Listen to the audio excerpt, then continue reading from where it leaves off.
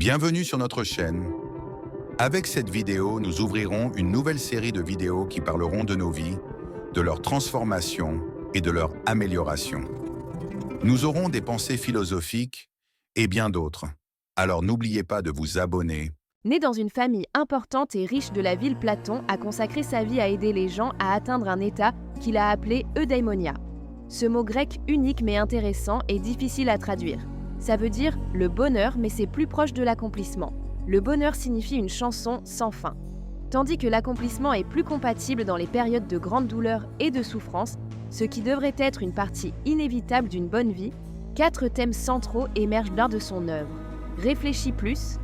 Platon a suggéré que nos vies tournent souvent mal. Parce que nous nous donnons à peine le temps de juger, alors nous finissons par faire de mauvaises choses, la mauvaise carrière et les mauvaises relations. Platon voulait apporter de l'ordre et de la clarté à nos esprits. Il a souligné que de nombreuses idées découlent de ce que pense la foule, ce que les Grecs appellent doxa, et nous appellerons cela un jugement sain. À plusieurs reprises dans les 36 livres qu'il a écrits, Platon a affirmé que le bon jugement est altéré par les erreurs, les préjugés et les superstitions. Les idées populaires sur l'amour, la célébrité, l'argent ou la bonté ne résistent tout simplement pas au raisonnement. Il a également remarqué que les gens fiers étaient guidés par leur instinct pour leur passion. Ils se précipitaient dans des décisions basées sur la raison plutôt que sur l'émotion. Et il comparait cela au fait de suivre dangereusement une meute de chevaux sauvages. Alors que Freud voulait prétendre que Platon était l'inventeur de la thérapie, il insistait sur le fait que nous apprenions à subordonner nos pensées et nos sentiments à notre raison. Il a essayé d'écrire de manière répétitive, mais l'essence de la philosophie se résume dans le commandement. Connais-toi toi-même. Aimez plus sagement. Platon est l'un des grands théoriciens des relations. Son livre, Symposium, est une tentative d'expliquer ce qu'est réellement l'amour.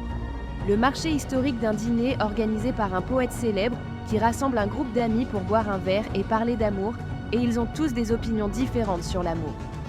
Platon donne à son vieil ami Socrate la théorie la plus utile et la plus intéressante. Quand vous tombez amoureux, vous voyez chez une personne les bonnes qualités que vous n'avez pas en vous-même. Cela peut être calme lorsque vous vous sentez anxieux. Cela peut être de l'autodiscipline lorsque vous êtes anxieux. Ou l'éloquence quand on a la langue bien pendue. Le fantasme au cœur de l'amour est la raison pour laquelle on se rapproche de cette personne. Vous pouvez devenir un peu comme cette personne et elle peut vous aider à développer votre potentiel. Aux yeux de Platon, l'amour est essentiellement une forme d'éducation. Vous ne pouvez pas vraiment aimer quelqu'un si vous n'êtes pas prêt à vous améliorer pour lui. L'amour devrait être pour 2 personnes qui veulent grandir et s'améliorer ensemble. Ce qui signifie que vous devez vous réunir avec la personne qui détient la clé de votre développement, c'est-à-dire les vertus que vous n'avez pas. De nos jours, cela semble étrange, car nous avons tendance à comprendre l'amour lorsque nous trouvons quelqu'un qui nous semble parfait. Dans le feu d'une dispute amoureuse, une personne dit à l'autre « Si tu m'aimais, tu n'essaierais pas de me changer ». Platon pense complètement différemment. Nous ne devrions pas entrer dans des relations avec orgueil et belligérance. Nous devons accepter que nous ne sommes pas parfaits et que l'amour nous apprendra de nouvelles choses. Nous devons nous engager à devenir la meilleure version de nous-mêmes et à affronter la tempête que cela apporte. D'un autre côté, nous ne devons pas résister à leurs efforts d'amélioration. L'importance de la beauté. Nous aimons tous les belles choses, et le pouvoir qu'elles ont sur nous. Platon a dit qu'il est très important de savoir quel type de maison ou de temple, de peau ou de peinture nous avons autour de nous. Et la question est pourquoi aimons-nous les belles choses ? La réponse est que nous voyons en eux une part de bonté. Il y a beaucoup de bonnes choses auxquelles nous aspirons. Être gentil, beau, harmonieux, équilibré, paisible, fort et digne. Ce sont les qualités des personnes, mais d'un autre côté, ce sont aussi les qualités des objets. Nous sommes touchés et émus lorsque nous trouvons dans les objets les qualités dont nous avons besoin. Les beaux objets ont donc une fonction importante. Ils nous invitent à évoluer dans leur direction pour devenir ce qu'ils sont. La beauté peut éduquer nos âmes, poursuit-il. La laideur est un problème sérieux.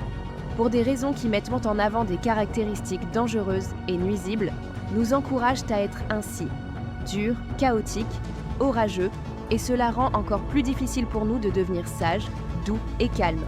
Platon voit l'art comme une thérapie.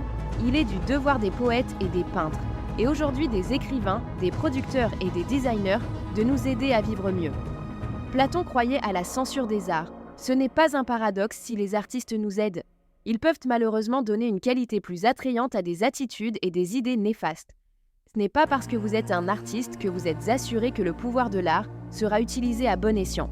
C'est pourquoi Platon pensait que les artistes devaient travailler avec des philosophes qui leur donneraient les bonnes idées et leur demanderaient d'être aussi persuasifs que possible. L'or serait une sorte de propagande ou de publicité pour l'exaltation du bien, changement de société. Le plan a consacré beaucoup de temps à la manière dont le gouvernement et la société devraient être idéaux. Il fut le premier penseur utopique dans cette direction. Il s'est inspiré de la grande rivale d'Athènes, Sparte. Que c'était une ville avec la capacité de produire de grands guerriers, tout ce qu'ils ont fait, comment ils ont élevé leurs enfants, comment ils ont organisé l'économie, la façon dont ils faisaient l'amour et ce qu'ils mangeaient n'avaient qu'un seul but. Et Sparte a connu beaucoup de succès d'un point de vue militaire. Mais ce n'était pas la préoccupation de Platon. Il voulait savoir comment une société pouvait améliorer sa production d'énergie. Pas militaire, mais eudémonia, comment aider de manière fiable les gens à s'épanouir. Dans son livre La République, Platon a noté un certain nombre de changements qui devaient être apportés. Nous avons besoin de nouveaux héros. La société est très focalisée sur les athlètes riches ou célèbres. Platon n'a pas été impressionné. Ce qui compte vraiment, c'est qui nous admirons. Parce que les célébrités influencent notre opinion sur les idées ou le comportement.